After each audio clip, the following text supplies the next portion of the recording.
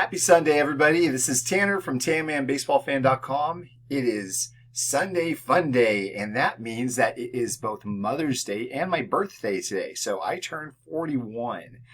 I do not feel 41, guys. Like, my back kind of feels 41. I did a bunch of moving this last weekend of furniture, but other than that, I feel young-ish. Maybe baseball cards keep me young. I don't really know.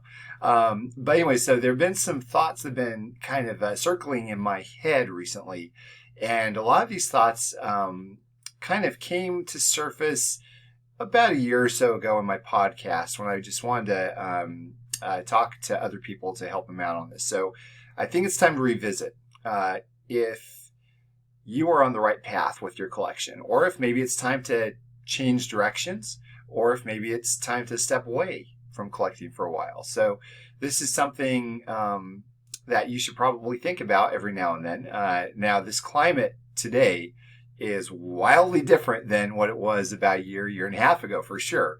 There have been a lot of crazy things going on in the market. Some cards have gone up, 10 times as much as, they had in the past. We're starting to see some cooling off of certain cards for sure, but one thing is for sure, there's a lot more people in the hobby right now, and even more people that are looking to just make a quick buck. And so you'll see advertisements on YouTube and Facebook and all over the place saying, hey, now's the time to invest in sports cards and, put your money into cardboard and all this.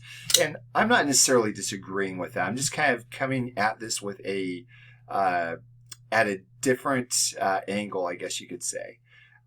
Because I don't think investing in sports cards is really a bad thing, especially if you're really into it in the day-to-day and you're paying attention to the numbers.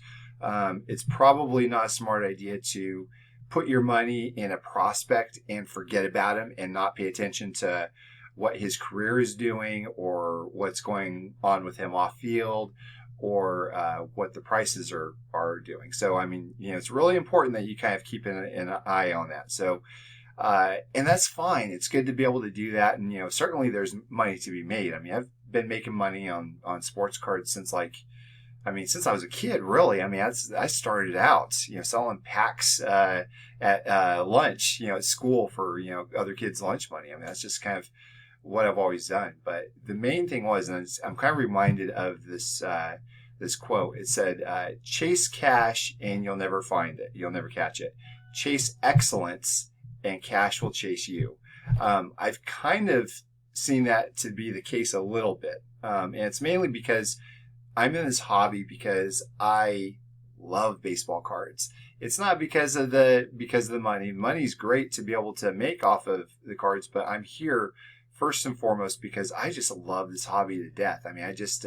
Nothing gives me a greater thrill than to be able to get a new card in or be able to display it. You see some cards over here, I guess you see behind my shoulder that I display, and I love looking at those, and nothing's really changed from the time when I was a kid. I remember when I was a kid, probably, 9, 10 years old, I had this little, I wish I had a case here to show you, but the little snap cases that held 25 or 50 cards or whatever, all of my Jose Canseco collection was in that thing, right? And so I would probably have a 89 Fleer Baseball's Best, an 89 Score, an 88 Donruss, I think, was on the top. And I remember, actually, let me show you kind of what I have in my wallet here, is an 88 Donruss card. This card, to me, guys, and this is probably, even though it's been in my wallet, it's better condition than the one I had growing up. So it's not the same one. It's just a run-of-the-mill 88 Donruss, but it's a memento. It's a reminder to me of this hobby, how exciting it was to me back then when this card was just brought me joy, even though there's chipping on the edges and the corners were bent and everything.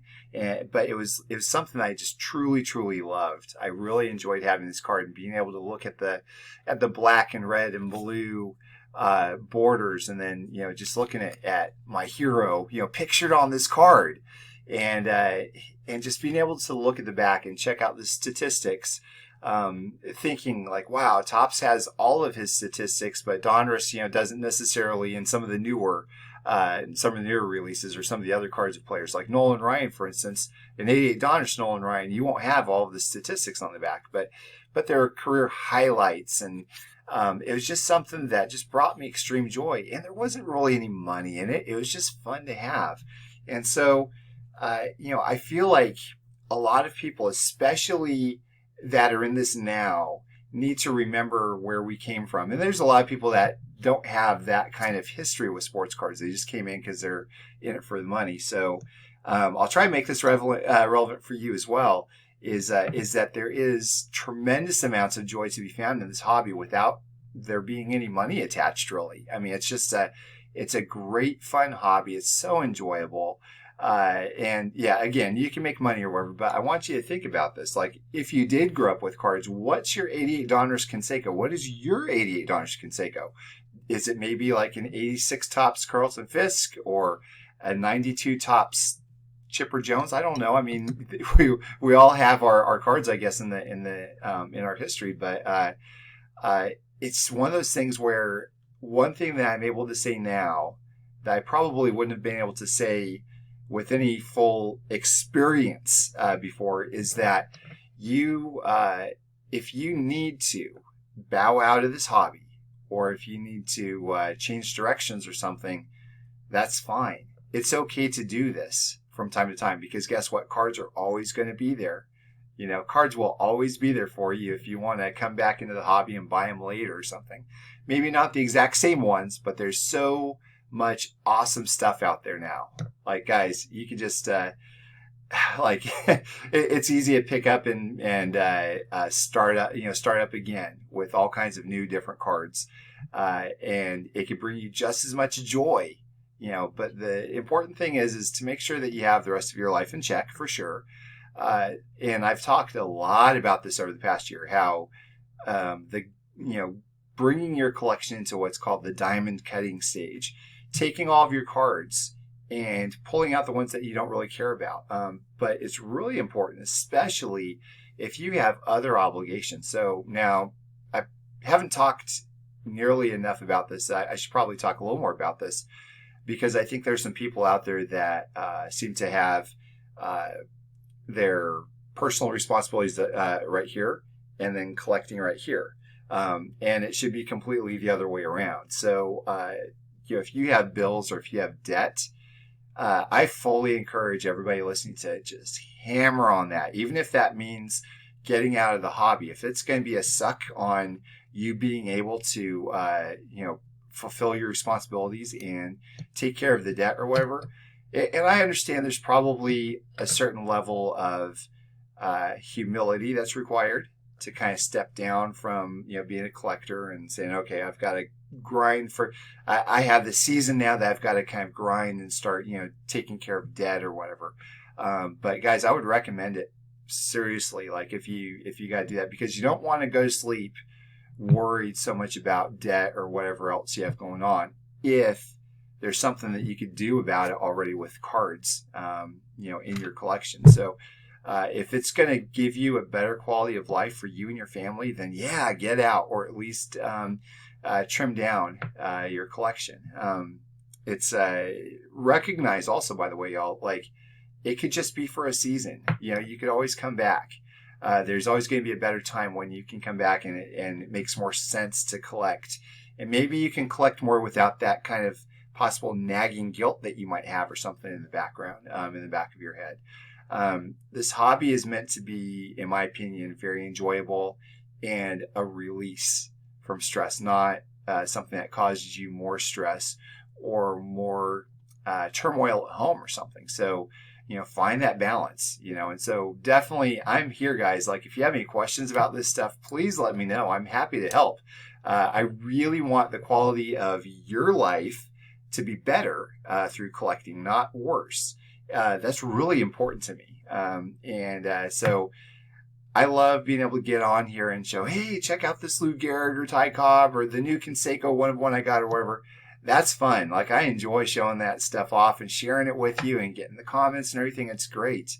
But most importantly, I want you to be able to have a great time in this hobby that's really kind of stress-free, And so one way to do that, and kind of give you a tactic perhaps that I've used is to, whenever you have a budget or set a budget for your collection or whatever, maybe have that self-generated from your own sales. Like that's what I've done. So I've been able to generate all this from sales of my cards since I've been really buying and selling since probably 2006-ish or something. And it's a lot more stress-free that way, for sure. And I know this is probably a giant leap for a lot of people, especially those that there's a lot of collectors there out there that said, I have never sold anything before and I don't plan on selling anything.